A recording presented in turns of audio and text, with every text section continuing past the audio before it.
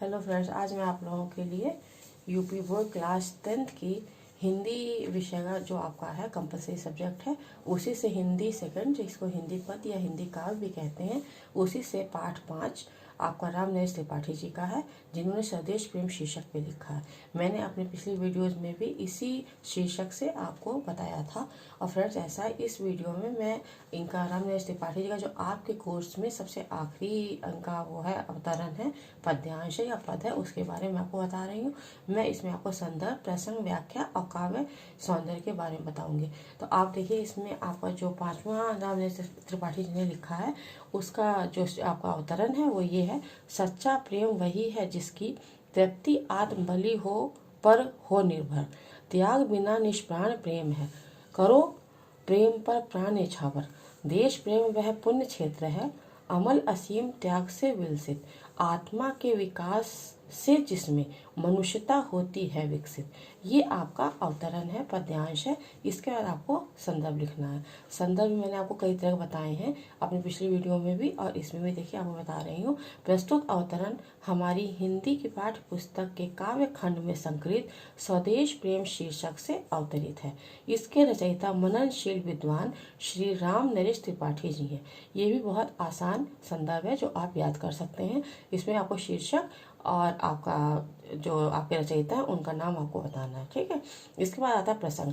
प्रसंग में प्रस्तुत अवतरण में कवि ने त्याग और बलिदान को ही सच्चे देश प्रेम के लिए आवश्यक माना है।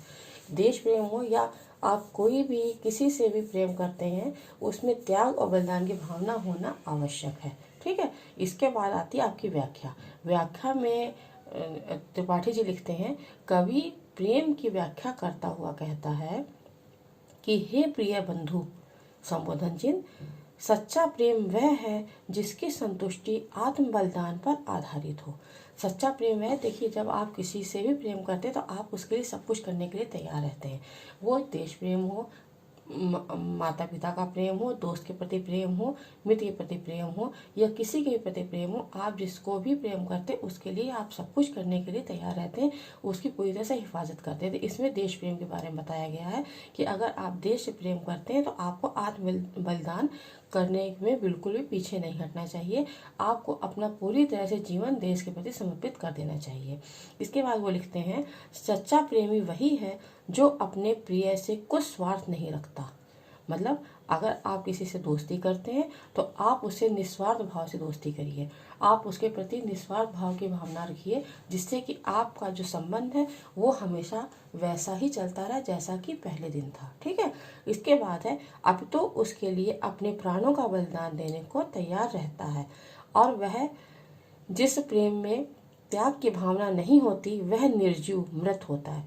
और जिस प्रेम में, जिस भी संबंध में त्याग की भावना नहीं होती, बलिदान की भावना नहीं होती, किसी लिए कुछ करने की भावना नहीं होती है, वह संबंध निर्जीव मतलब मृत प्राय, जिसका कोई भी भविष्य नहीं होता है, वो होता है। वो संबंध क्या होता है? जिसका कोई भविष्य नहीं, वह निर्जीव मृत प्राय होता है, ठीक है।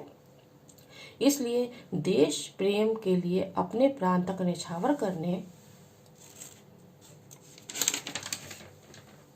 को तैयार रहना चाहिए। अपने प्राण को न्यौछावर करने को तैयार रहना चाहिए। प्रेम में भी देश प्रेम तो वह पुण्य क्षेत्र है कि जिसमें असीम स्वच्छ त्याग की भावना निहित रहती है।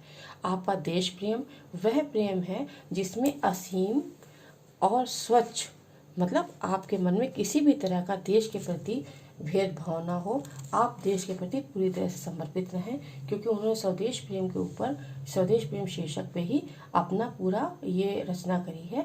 इसीलिए आपको मैं बार बार इसे बता रही हूँ कि आपको अपने देश के प्रति पूरी तरह समर्पित रहना चाहिए।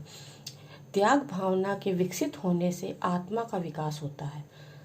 मनुष्य मात्र में एक ही आत्मा है। जब इस प्रकार की एकता का भाव उदय होता है तो मानवता का विकास होता है। वैसे भी अपने देश में अलग अलग तरह के राज्य हैं, अलग अलग लोग रहते हैं, अलग भाषा, जाति, वेशभूषा, खान पान हर चीज़ अलग अलग है, लेकिन फिर भी हम में एकता है क्योंकि हम भारतीय हैं। हम लोग की ये विशेषता ही है, अनेकता में एकता, भारत की विशेषता। क्योंकि आप राजस्थान में देख लीजिए, खाना पीना, पहनावा, वेशभूषा, हर चीज़ अलग है, यहाँ तक कि बोलचाल की भाषा भी अलग है। आप यूपी में देख लीजिए, एकदम अलग है। आप पंजाब चले जाइए, वहाँ अलग है। हिमाचल प्रदेश जाइए, वहाँ अलग है। केरल जाइए, साउथ में जाइए, वहाँ एकदम अलग है। लेकिन फिर भी हम सब मिलके ये चीज़ कहते हैं कि हम भारतीय हैं, हम भारत के एक हिस्से हैं, भारत हमसे है, हम भारत में रहते हैं। आप मणिपुर की साइड चले जाइए, असम चले जाइए, वहाँ की वेशभूषा अलग है, खान पान अलग है, बोली अलग है, हर चीज़ अलग है, लेकिन फिर भी हम सब एक है क्योंकि हम सब देश के प्रति समर्पित हैं।